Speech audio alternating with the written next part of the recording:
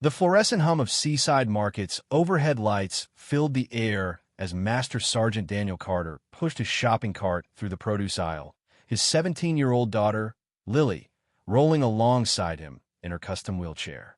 Her dark hair framed a face lit with curiosity, her hazel eyes darting toward the colorful stacks of fruit. Lily's cerebral palsy shaped her life in ways most couldn't see, her legs unreliable, her movements deliberate, but it never dimmed her spirit. This Saturday ritual, grocery shopping followed by a stop at the old-fashioned ice cream shop down the street, was their sacred time. After years of deployments that had stolen him from her side 3 tours in Syria and Yemen, back-to-back Daniel cherished these moments more than ever. "Dad, can we get peaches this time? I saw a cobbler recipe online that looks amazing," Lily said, her voice steady but measured, the result of years of speech therapy she'd tackled with the same grit she applied to everything else. She reached for a peach with a gloved hand, her wheelchair's specialized grips giving her the control she needed to inspect it closely. Daniel grinned, his weathered face softening. "Peaches it is, kid. Grab whatever you want, we'll make a mess of the kitchen tomorrow." He adjusted the cart so she could reach the display, stepping back to give her space. At 17, Lily insisted on doing as much as she could on her own, and he respected that, though he stayed close, ready to step in if her muscles betrayed her. Seaside Market wasn't busy for Saturday, a relief in this small coastal town they'd called home for just 2 months. Daniel had taken a post as a drill instructor at the nearby Army training base after 18 years of active duty, a chance to finally plant roots after a career of constant upheaval. For Lily, it meant stability, a new high school with a strong special education program, a chance to build a life without the shadow of another move. Daniel was still adjusting to civilian life, his broad shoulders and clipped speech marking him as military even in a faded jacket and jeans. Shoppers sometimes gave him a wide berth, sensing the coiled energy of a man who'd seen too much, but this town, steeped in military pride, mostly welcomed him as one of their own, a soldier turned single dad. As Lily carefully placed a bag of peaches in the cart, a sharp voice cut through the aisle's quiet. "I mean, honestly, how hard is it to stock decent avocados? I've been standing here forever, and no one's even bothered to help me." A woman strode into VYEW, her sleek blonde hair pulled into a tight bun, a phone pressed to her ear. She wore yoga pants and a designer jacket, her free hand VYing dramatically as she ranted, "Oblivious to the apple," she nearly toppled. Daniel's instincts kicked, and he shifted the cart, shielding Lily from the woman's erratic path. Years in combat zones had honed his awareness. A distracted shopper wasn't a sniper, but his protective reflexes didn't care. "Can we get some mangoes too, Dad?" "I think they go with the peaches," Lily asked, her focus on the fruit unbroken. She hadn't noticed the woman yet, and Daniel intended to keep it that way. "Sure, let's load up," he replied, his eyes flicking to the woman as she moved closer, her voice rising. "No, I'm telling you, this place is a disaster. They've got no standards anymore." The peace shattered when the woman's complaints turned into a confrontation. She spun toward a young clerk barely 18, his green apron hanging loose on his thin frame, berating him over a missing shipment of organic spinach.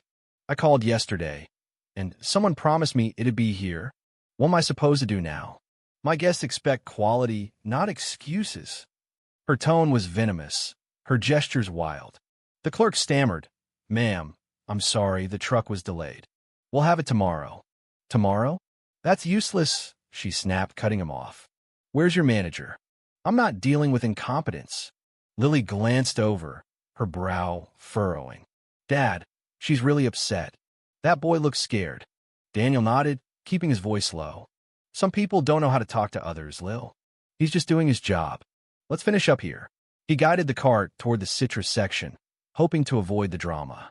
Part of him, the soldier who'd faced down chaos, wanted to intervene, but civilian life demanded restraint. Not every fight was his to fix. They'd almost escaped when it happened. The woman, still on her phone, backed up without looking, her elbow catching the edge of Lily's wheelchair. The jolt wasn't hard, but it sent a mango tumbling from Lily's grasp, the fruit splitting open on the floor, its bright flesh smearing across the tiles. Lily gasped, more startled than hurt. "Dad!" Daniel was at her side in an instant, his hand on her shoulder. "You okay, Lil?" Before she could answer, the woman whirled around, her face twisted with irritation. "You need to watch where you're going," she barked, glaring at Lily as if she'd orchestrated the collision. Daniel straightened, his 6-foot frame towering over her. His voice dropped to a low, controlled growl, the kind that had silenced recruits mid-sentence. "Ma'am, you backed into my daughter's wheelchair. I suggest you apologize. Now." The woman faltered for a split second, caught off guard by his intensity, but arrogance quickly reclaimed her. "Well, maybe you shouldn't take up the whole aisle with that thing. Those contraptions are a hazard in tight spaces." A muscle twitched in Daniel's jaw. "This contraption is a medical necessity for my daughter, who has cerebral palsy. You weren't looking where you were going." "Dad, it's fine," Lily murmured, her cheeks flushing as heads turned their way. She hated being the center of attention, especially like this. The woman scoffed, undeterred. "Cerebral palsy? She looks fine to me. Probably just another kid too lazy to walk. When I was her age, we didn't need all these special gadgets." Daniel's hands clenched into fists, his knuckles widening. He'd faced insurgents, IEDs, and the wreckage of war, but nothing ignited his fury like this someone attacking Lily, his daughter, who'd fought harder than this woman could ever comprehend. He took a breath, forcing calm into his voice, though it carried a lethal edge. "My daughter was born with cerebral palsy. She's worked harder in 17 years than you've likely ever had to. Walk away. Now." Instead, the woman leaned closer to Lily, her tone dripping with condescension. "Sweetie, you're old enough to stop playing the disability card. I've seen kids fake it for attention. It's disrespectful to people who actually need help." Lily's eyes widened, tears shimmering not from weakness but from a raw mix of shock and anger. Daniel saw it hurt and his restraint cracked, not into violence, but into the cold precision of a man trained to dismantle threats. "Step away from my daughter," he said, each word a command that echoed with battlefield authority. The woman smirked, mistaking his control for weakness. "Or what? You'll tattle to the manager? I have every right to call out safety hazards." Daniel pulled out his phone. "No, I'll record you harassing a minor with a disability, contact corporate, and, if needed, pursue legal action under the ADA." His tone was ice, his movements deliberate. That got her attention. She stepped back, defiance flickering as onlookers began filming. A manager, Clara, according to her tag, approached, her expression stern. "Is there a problem here?" "Yes," Daniel said evenly. "This woman collided with my daughter's wheelchair, refused to apologize, and accused her of faking her condition." Clara turned to Lily. "Are you okay, hon?" Lily nodded, her hands trembling slightly. "I'm fine. The mango broke, though. Sorry about the mess." "Don't worry about it," Clara said, then faced the woman. "Ma'am, we don't tolerate harassment or discrimination here. You need to leave. Now." The woman's jaw dropped. "You're kicking me out? I'm a regular. I spend thousands here." "Your money doesn't excuse this," Clara replied. "Leave, or I'll call security." Muttering threats about corporate complaints, the woman stormed off, her exit punctuated by the automatic door's hiss. Clara turned back to Daniel and Lily. "I'm so sorry. Your shopping's on us today, and we'll replace the mango." Daniel started to object, but Clara insisted. As a clerk cleaned the spill, shoppers approached, some offering support, others praising Daniel's calm. A grizzled vet shook his hand. "Army pin on your jacket. Served in 91 myself. Good job handling that." Lily, still shaken, looked up at Daniel as they resumed shopping. "You were brave, Dad." He knelt beside her. "No, Lil, you're the brave one. You face more every day than she'll ever understand. I'm just proud to be your dad." By the time they reached Sweet Haven Ice Cream, the incident lingered but didn't dominate. Old Man Gus, the shop's owner, greeted them with his usual cheer. "My favorite duo. What's a today peach swirl for the lady?" Lily grinned, opting for a new flavor lemon zest while Daniel stuck to his trusty pecan praline. They settled into their booth, the day's tension easing with each bite. Unbeknownst to them, the confrontation had already hit the internet. 3 videos, uploaded by bystanders, were spreading through local Facebook groups, captioned with outrage.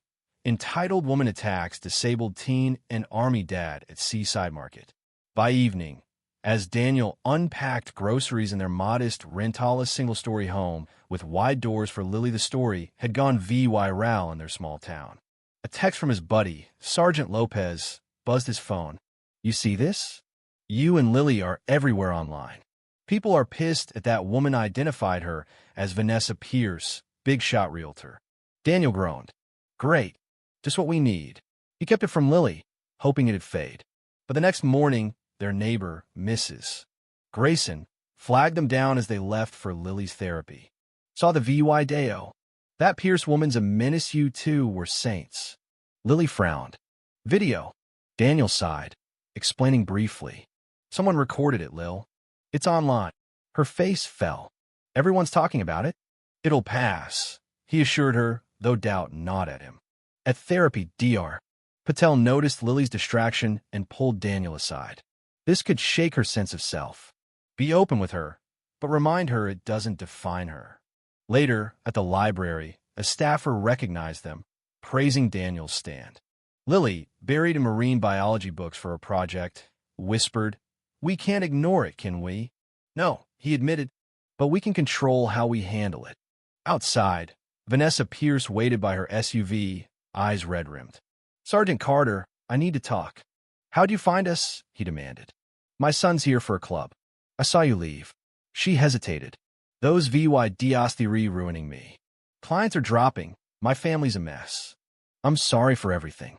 "You mock my daughter," Daniel said coldly. "I know. I was wrong. I want to apologize to her." She looked at Lily, who'd wheeled over. "I'm so sorry, Lily. I didn't understand." Lily studied her. "Why'd you say I was faking?" Vanessa faltered. "I was stressed, angry. It's no excuse. I was cruel." Lily nodded, then turned to Daniel. "Dad, I have an idea. Not for her, for us." In a nearby cafe, she laid out. Vanessa would fund a quiet disability awareness program through the local advocacy Centerno fanfare, just education on in VY Cybal conditions. "I don't want to be the VY Ral girl," Lily said. "This makes it mean something." Vanessa agreed, stunned. "I'll do it fully involved, not just money." That night at home, they finalized it. Vanessa left, humbled, and Daniel marveled at Lily's grace.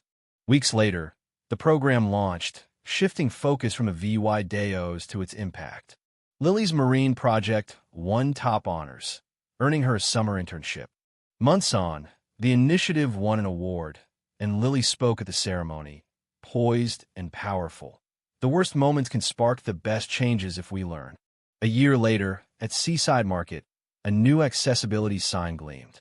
Lily, now eyeing college and advocacy, savored a new ice cream flavor, her confidence unshakable. Daniel watched, awed by the ripples her strength had created from a spilled mango to a transformed community. The world, he knew, wasn't ready for her. If you were the one in this story, how would you react? Would you stand up and fight back, or accept the unreasonable pressure and control from the HOA? Share your thoughts in the comments below. And don't forget to subscribe, like, and share this video with more people.